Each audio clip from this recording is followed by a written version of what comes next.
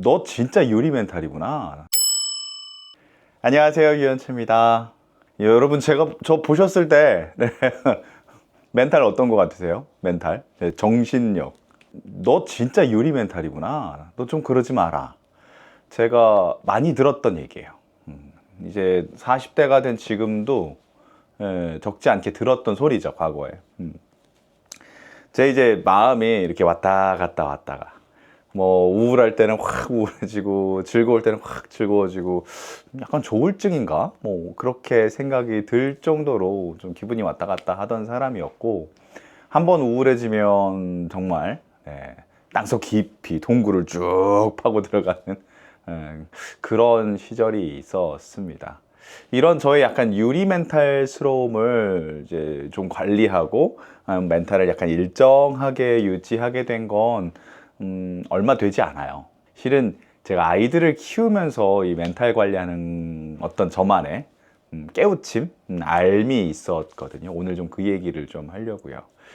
제 채널에서 제가 공식적으로 밝힌 적, 이제 지나가다 이렇게 말씀을 드린 적이 있는데, 공식적으로 말씀드리는 건 이번이 처음일 것 같아요.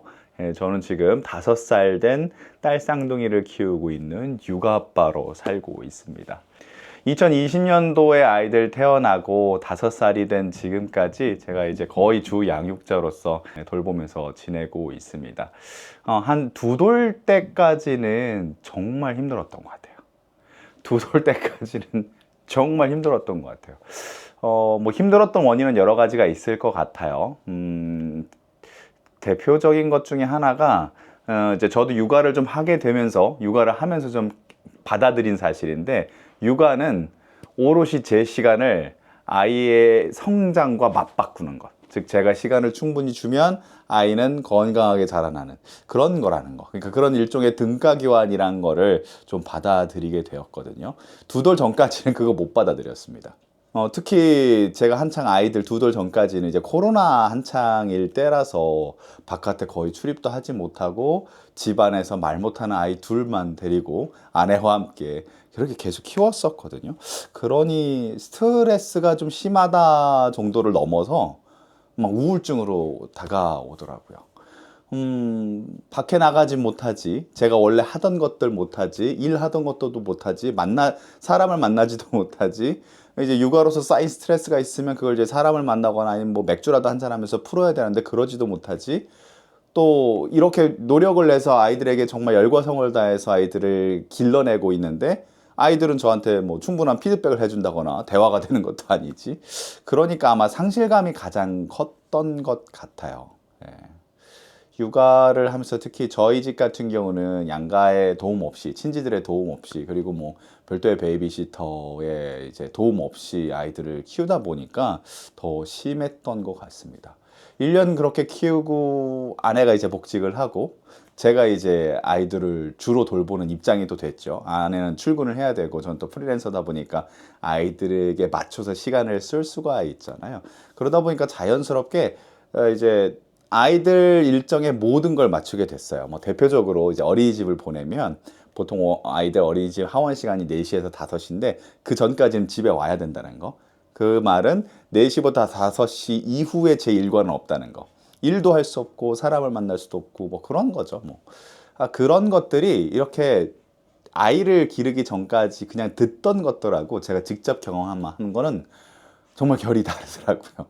그때 육아 우울증이 좀 세게 왔어요. 시게 왔죠, 시게. 육아 우울증 빵 맞아가지고 정신 차리지 못할 정도로 제가 주로 돌보는 아이들 이렇게 안고 있으면서 막 우울한 상상만 하는 그런 시기가 있었는데, 이렇게 계속 우울증에 빠져 살면 안 되겠다 싶어서 병원을 찾았습니다.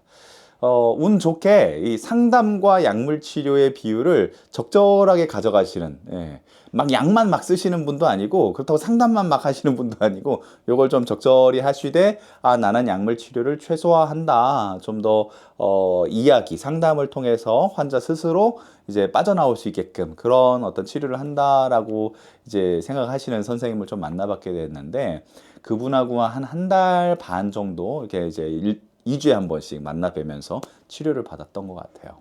한 달 반 정도 지난 뒤에 제가 이제 정기적으로 이제 가는 병원, 그 병원에 이제 예정된 진료 날에 딱 방문을 하고 상담을 딱 시작을 했습니다. 시작을 하면서 이제 가볍게 스몰 토크를 하고 진행을 하는데 의사 선생님이 저한테 뜬금없이 이렇게 말씀하시는 거예요. 현채 씨, 현채 씨는 제가 정상으로 보여요? 갑자기 이렇게 하시는 거예요. 뜬금없잖아요. 정신과 선생님께서 갑자기 저보고 자기 정상으로 보이냐고 이렇게 얘기하는데 그 말이 내가 미쳤나? 이런 생각이 들게끔 그렇게 말씀해 주시는 거예요. 근데 또 그렇게 반응하면 좀 그럴 것 같아서 제가 아니 선생님 혹시 뭐 어디 편찮으신 데 있습니까? 안 좋으신 데 있습니까? 라고 이렇게 되물어 봤죠. 그러니까 선생님이 실은 저도 뭐 이렇게 정신적으로 건강한 사람은 아니었다. 특히 저는 불안 심리가 정말 심한 사람이었다라고 얘기를 하시더라고요. 불안 심리. 이게 뭐 쉽게 말씀드리면 이런 거예요, 현채 씨. 길 가다가 크락션 소리 빵 나면 정말 깜짝 놀라서 엄마야! 이렇게 소리 지르거나 버스 타고 가다가도 옆 차선에서 커다란 트럭 같은 차들이 차선 변경을 이렇게 하면 어우! 이렇게 깜짝 놀란다든가. 예, 차가 갑자기 나한테 돌진하는 줄 알고. 이런 경향이 있다든가. 놀이공원 가면 바이킹 타는 건 보기만 해도 무서우니까 근처도 안 간다든가. 아니면 인도를 걸을 때도 차도 쪽보다는 최대한 안쪽으로 붙어서 걷는다든가. 갑자기 차가 돌진해 올까봐 그런 걱정을 하고 있으니까. 횡단보도에 있을 때도 최대한 뒤로 멀찌감치 떨어져서 기다리고 있는다든가. 뉴스에도 그런 사고 있잖아요. 갑자기 자동차가 인도로 돌진해서 사고가 났다. 이런 사고들이 있으니까 그런 어떤 두려운 상황을 되게 힘들어하는 분이었다고 해요. 그런 어떤 자신의 기질 같은 게 있었다고 해요. 그래서 자신이 그 정신과의로서 수련하기 전까지는 정말 생활하기 고역이었다고 합니다. 나는 왜 이럴까? 나는 왜 이렇게 겁이 많지? 막 이렇게 생각을 하시면서 말이죠. 근데 이제 정신과의로서 수련을 하면서 자신도 좀 괜찮아졌다고 하더라고요. 그래서 저도 이제 저의 말을 유도하는 것 같아서 그럼 선생님 혹시 어떻게 극복하시게 된 겁니까? 라고 질문을 하니까 별거 아니에요. 받아들인 거예요. 나는 원래 이렇게 태어난 사람이다. 나는 원래 이렇게 태어난 사람이다. 불안 심리는 제가 뭔가를 잘못 배웠거나 어떤 뭐 특정 경험이라기보다는 이건 기질과 같은 거예요. 그러니까 내가 선택해서 생긴 게 아니고 부모님이 저한테 물려준 거죠. 제 DNA에 써 있는 거예요. 내가 어쩌지 할 수 없는 거. 난 그냥 이렇게 태어난 사람. 근데 이렇게 태어난 기질을 갖고 있는데 이걸 부정하고 나는 왜 이러지 생각을 해봐야 소용이 없는 거예요. 변하지 않는 거죠. 난 원래 이렇게 생겨먹은 사람인데. 예컨대 이런 거죠. 키가 작게 태어났는데 난 왜 이렇게 키가 작지? 이렇게 스트레스 받아봐야 소용이 없는 거였죠. 나는 원래 남보다 조금 겁이 좀 많고 어떤 이런 놀랄만한 상황에 좀 예민하게 반응하는 기질을 갖고 있는 사람이다라는 걸 그 전까진 부정하고 살았는데 그걸 받아들이게 됐다는 거예요. 받아들이게. 나는 그런 사람이다. 그리고 여기 한 가지 더 있습니다. 그리고 내가 걱정하는 그런 상황, 그런 사건, 그런 사고는 생각만큼 일어나지 않는다. 길 가다가 벼락 맞을 확률보다도 낮다. 그러니까 감정적으로는 받아들이고 이성적으로는 그런 일은 별로 일어나지 않는다라고 생각하게 됐다는 거죠. 그래서 그 뒤로는 조금 더 일상생활이 편안해지고 자기를 좀 더 흐림없는 눈으로 보면서 남들처럼 살 수 있게 됐다고 하시더라고요. 근데 그렇게 자신의 얘기를 하시면서 저한테도 이렇게 물으시더라고요. 현채 씨도 알잖아요. 아이들 태어나기 전으로 돌아갈 수 없다는 걸. 현채 씨 우울의 원인, 스트레스의 원인 대부분은 아이들이 태어나기 전의 삶을 현재도 유지하지 못하니까 벌어지는 일들이잖아요. 일은 일대로 못하고 사람은 사람대로 못 만나고 일도 못하고 사람도 못 만나니까 경제활동하는 그 시간이 줄어드니 주머니 사정도 힘들어지고 그래서 그 모든 걸 되돌리고 원래대로 하고 싶다. 즉 옛날만 계속 들여다보고 있으니까 우울해지고 힘들어지고 그런 거잖아요. 근데 현철 씨 한번 생각해 보세요. 그 사실이 바뀌나요? 애들 보고 다시 들어가라고 할 수 있어요? 아니면 애들 버릴 수 있어요? 안 되잖아요. 그 말을 딱 하시니까 뒤통수 한 대 딱 얻어맞은 것 같더라고요. 눈이 번쩍 뜨이더라고요. 선생님 말이 맞았거든요. 제 우울증에 대부분의 원인은 육아하면서 들어가는 어떤 육체적 뭐 노동이라든지 잠 못 자는 거라든지 애들 찡찡대는 거라든지 안 달래진다라는 거지, 그런 것들은 충분히 받아들이는 상황이었는데, 그것 외에 계속해서 저를 괴롭히던 사실은, 아, 나 옛날처럼 일을 하고 싶다. 나의 시간 온전히 쓰고 싶다. 즉, 옛날처럼 생활은 변했는데 옛날 과거를 자꾸 들여다보니까 발생하는 거였죠. 그러니까 제가 할 일은 아이들이 태어나고 나의 모든 일정과 뭐 어떤 라이프 사이클은 아이들 기준으로 맞추고 생활을 해야 된다는 걸 애써 외면하고 있었던 거예요. 그러니 예쁜 제 딸들도, 제 눈에 그렇습니다. 예쁜 제 딸들도 그 모습 그대로 봐주지 못하고 살고 있었던 거죠. 그러면서 머릿속에 많은 생각이 지나가더라고요. 아, 내가 아이들과 함께하는 그 육아의 시간, 아이들을 키워야 되는 시간은 그것대로 받아들이고, 나머지, 내가 가용할 수 있는 나머지의 시간들을 최소한대로 쪼개서 내가 할 일을 챙겨야 하는 게 지금 내가 할 일이구나. 아, 그래서 지금 내 나이대에는 할 것과 하지 말아야 할 것, 집중해야 될 것과 과감하게 포기해야 될 것을 확실히 구분해야 되는구나.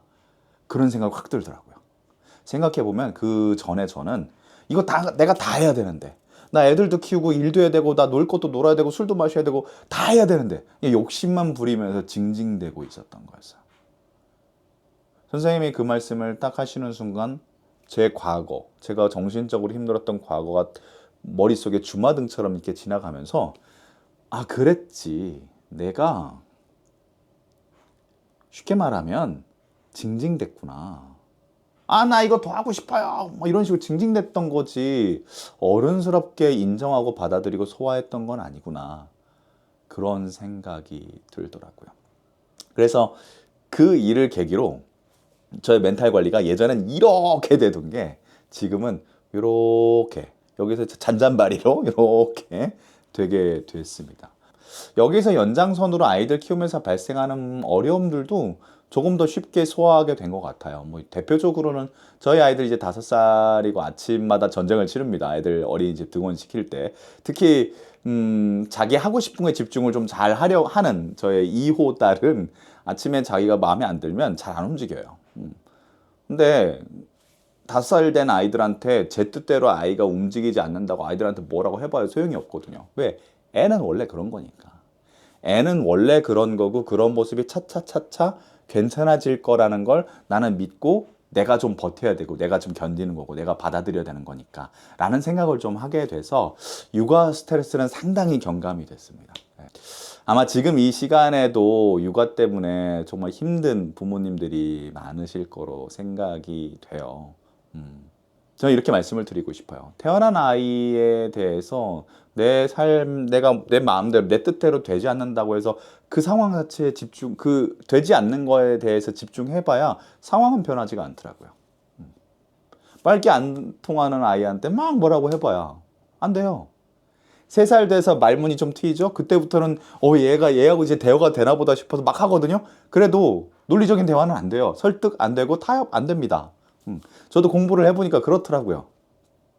아이들의 어떤 그 상황을 판단하고 엄마와 혹은 아빠와 타협을 할 수 있는 건 최소한 6살. 6살. 6살 이후에나 좀 될까 말까 한 거지, 그 전에는 아이들은 지극히 자기 중심적인 행동, 자기 중심적인 주장, 자기 중심적인 어떤 그런 행동들을 보이는 거죠. 그건 너무나도 자연스러운 건데 그 모습 보고, 아, 왜 내 뜻대로 안 되지? 이렇게 해봐야 소용이 없다는 걸 이제 받아들인 거죠, 저는.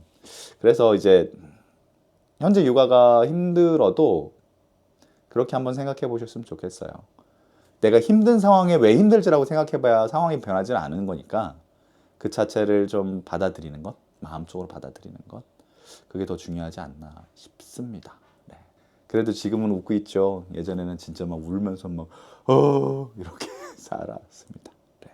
그래서 이제 그 정신과 선생님한테도 저의 인생의 어떤 계기를 주신 것 같아서 굉장히 고맙게 생각하고 있어요. 제가 심리에 대해서 좀 관심 갖고 책을 보다 보니까 이런 내용이 좀 있더라고요. 과거만 보는 사람은 우울하고 미래만 보는 사람은 불안하다. 과거는 다 지나갔으니까 후회밖에 안 남잖아요. 물론 행복한 기억도 있겠습니다만 보통은 과거를 계속 보면 내가 후회하는 행동들을 보잖아요. 그러니까 그런 걸 보다 보면 우울해지고, 그런 걸 떠올리다 보면 우울해지고, 미래는 아직 벌어지지 않았죠. 내가 예측해 보려고는 하지만 그래도 예측이 안 되는 게 바로 미래입니다. 그 미래를 아무리 보려고 해봐야 불안하고. 그래서 정말 행복한 사람은 현재에 집중하는 사람이다. 오롯이 내 마음, 내 뜻대로 움직일 수 있고 관리할 수 있고 살아갈 수 있는 현재에 집중하는 사람이 정말 행복한 사람이다. 이런 얘기를 본 적이 있거든요. 우리 그 채널 구독자 분들께서도 그렇게 한번 삶을, 멘탈을 관리를 해보셨으면 좋겠습니다. 자, 그럼 저는 다음 시간 만나겠습니다. 안녕.